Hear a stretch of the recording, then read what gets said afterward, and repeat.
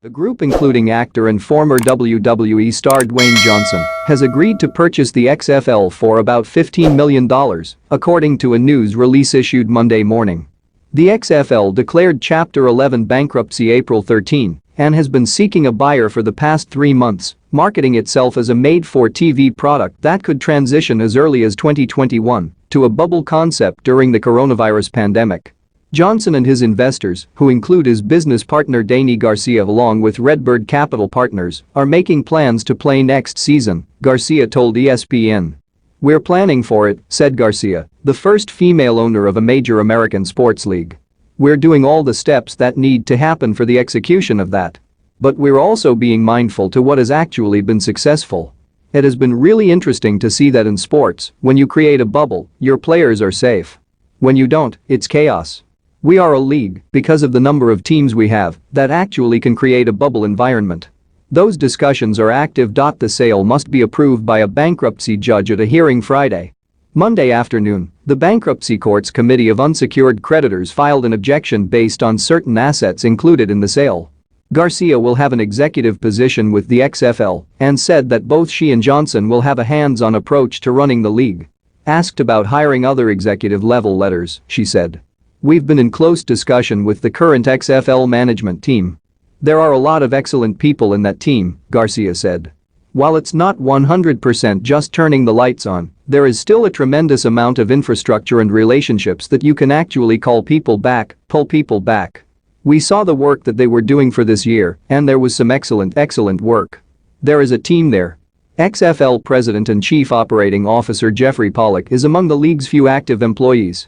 Most were laid off April 10.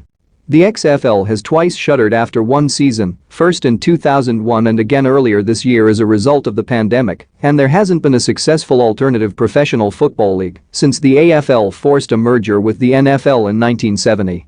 But XFL owner Vince McMahon had been a determined aspirant, investing $200 million in the league's second incarnation, one that promised to reimagine the game.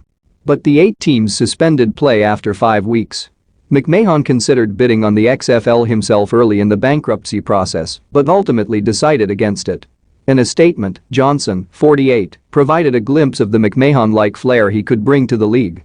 "The acquisition of the XFL with my talented partners, Dany Garcia and Jerry Cardinale, is an investment for me that's rooted deeply in 2 things, my passion for the game and my desire to always take care of the fans," said Johnson, who played football at the University of Miami from 1990 to 1994. "With pride and gratitude for all that I've built with my own 2 hands, I plan to apply these callouses to the XFL and look forward to creating something special for the players, fans and everyone involved for the love of football." In a statement, Pollock called the pending sale a Hollywood ending and said Johnson's investors are a dream team ownership group and the XFL is in the best possible hands going forward. Cardinale is the managing partner and CEO of RedBird, which manages more than $4 billion in assets. Last week, it purchased a controlling interest in Toulouse Football Club, a French soccer team.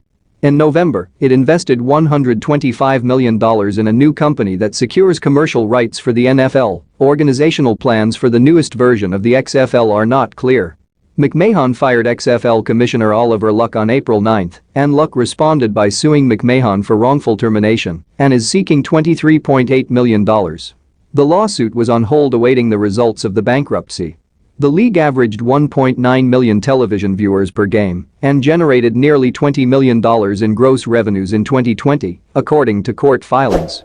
It had projected $46 million in gross revenues for the 10-game season, each data point exceeding internal expectations, according to sources.